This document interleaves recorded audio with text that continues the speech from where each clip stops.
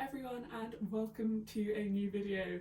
This week we're going to be talking about decorating a student room and a uni room and how to make it feel like home. I would personally say I think I'm quite good at decorating rooms. When I was a kid I always used to want to be an interior designer, and the more and more weeks of uni press on and how I see that I'm going to be unemployed forever, I think this might actually be a good shout.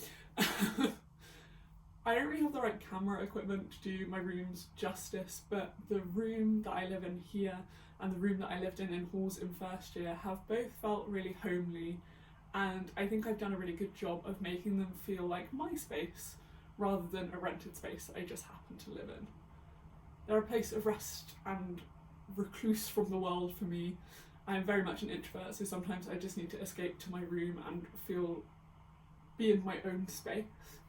And having this space while I'm at uni allows me to go out and do so much other stuff because I know I can relax when I come home. Whereas if I didn't have a really stable and really comfortable room like this, I think I would struggle a lot more to do the other stuff that I do at uni, because I just wouldn't be able to find that time to recharge my batteries.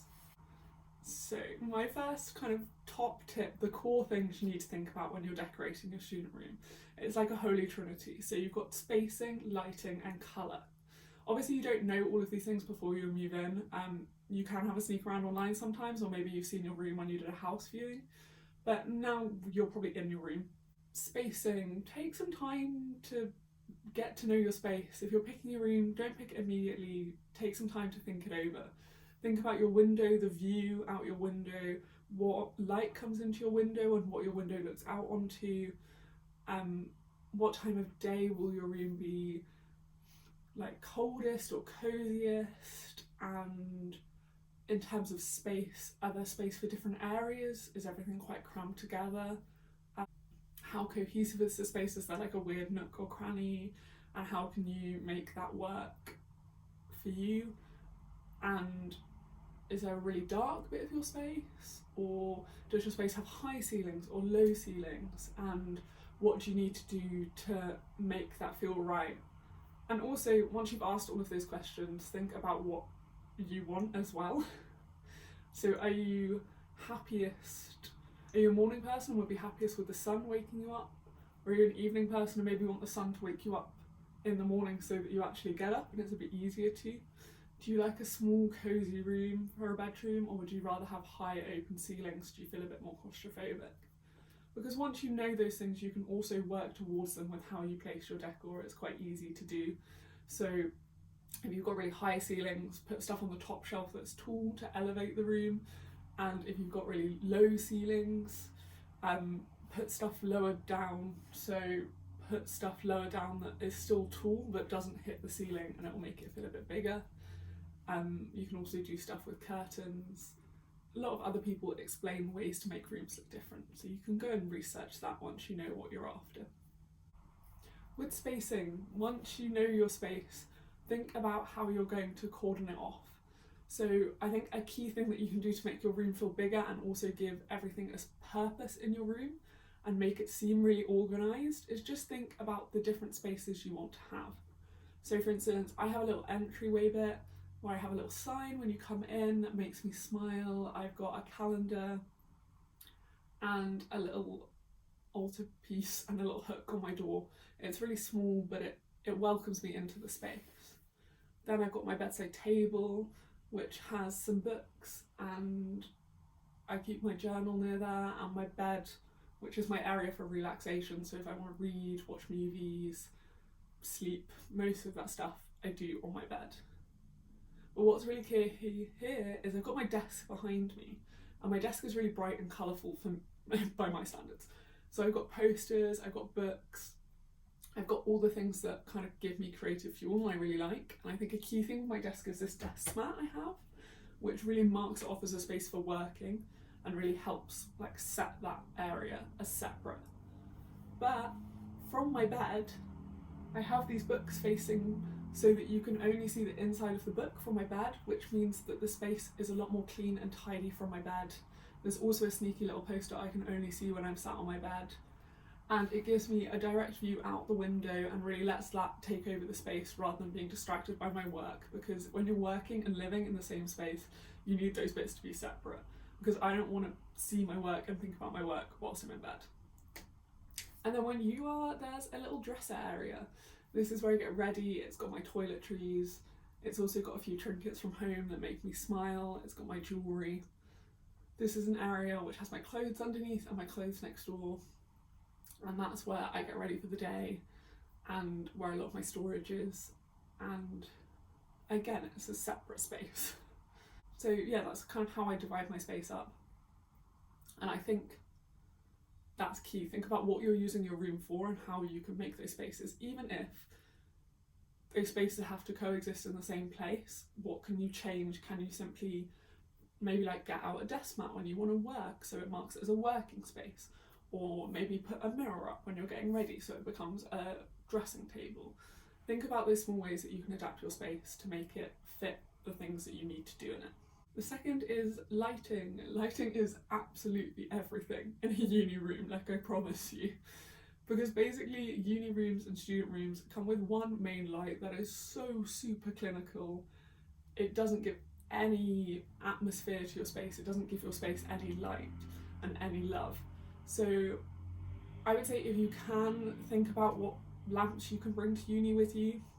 I really like warm toned lamps that give a kind of bright glow rather than a direct spotlight.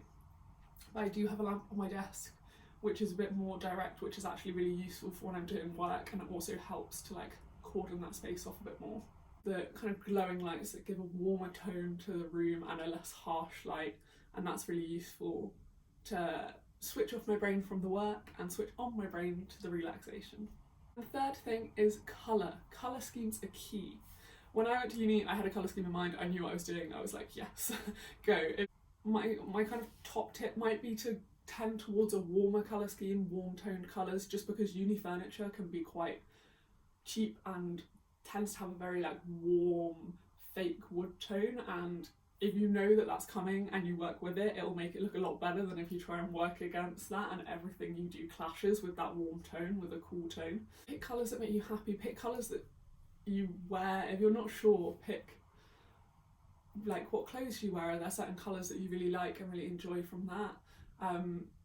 It could even be as simple as like a poster that you have and you really like that poster and you want it up and you work out from that.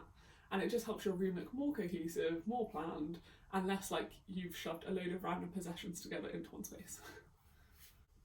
So that Holy Trinity, what you want to think about when you move in, when you're planning your room, when you're spacing it, that'll take it a step up and make it look less like a uni room and more like a real room. But I think the key thing is how you make your room feel like home. Because home is a hard thing to replicate, especially when you've just moved to a new place. Maybe you don't know anyone, you don't know the city. How do you create that bit of home for yourself? We've just been chatting about colour scheme, and I think something that I did without even realising I'd done it, and now looking back on it I think was a really smart move, is the colour scheme of my room. I have a lot of oranges and greens and warm earthy tones that mix together, and now I realised that that is the colours of my living room at home, and a lot of the other spaces that I exist in at home, those are the colours of that space. My room at home is very, very different from this. It's very cool grey and more like clinical, I guess, because that's what I need it to be different from the other space to mark it as mine. Whereas here, using those colours from my house makes me feel a bit more like I'm at home. It's a bit more cosy, and I associate those colours with that really nice homey space. I would also say, when you're thinking about decor, maybe take a step back from the traditional uni decor that people expect, such as fairy lights and like photos on the wall. I don't have any photos of my friends up in this room. Last year I had photos, but they were only of myself, which sounds really bad. But think about other ways of decorating. So I've got collages and posters from books and stuff that inspires me and gives me creativity, and that is inspiring me forward in my future rather than sort of like reminding me of my past and what I've left behind. But that isn't to say that I don't have those memories. I just pick different things. So for example, I've got some toys from my childhood. I've got a cross stitch that my mum did. I've got a portrait of myself that my friend painted. This was a gift from my friend. Lots of these things hold lots of different memories for me, and each thing has a story behind it, and I could pick it out and I could tell it to you, but it's not immediately obvious to anyone walking in my room, and it gives it another level of sophistication. And a top tip as well would just be to think about what really makes you you and what you associate with home. So for me, having loads of books and plants is just like an essential if I want it to feel like home, because they are what make me feel relaxed and make me feel calm, just through association, I guess, to my house at home, and through kind of the care and nurture that they give me and that I take from them. It's something that I've just learned immediately makes a space feel more homely for me. It might be something different for you, maybe like, I don't know, if you play musical instruments, maybe it's having a keyboard, or like some CDs or vinyl. Maybe it's having a really nice jewellery stand, maybe it's, I don't know, like having some sports equipment if you're really sporty. Just think about what those things that really make you feel calm are and incorporate them into your room too.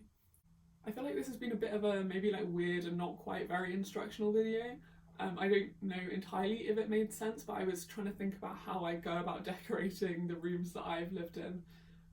Hopefully if at some point I have a better camera at uni, or any camera equipment at uni, I will be able to film a bit better my space and what it looks like, mainly for my own memory, but maybe to give you inspiration too.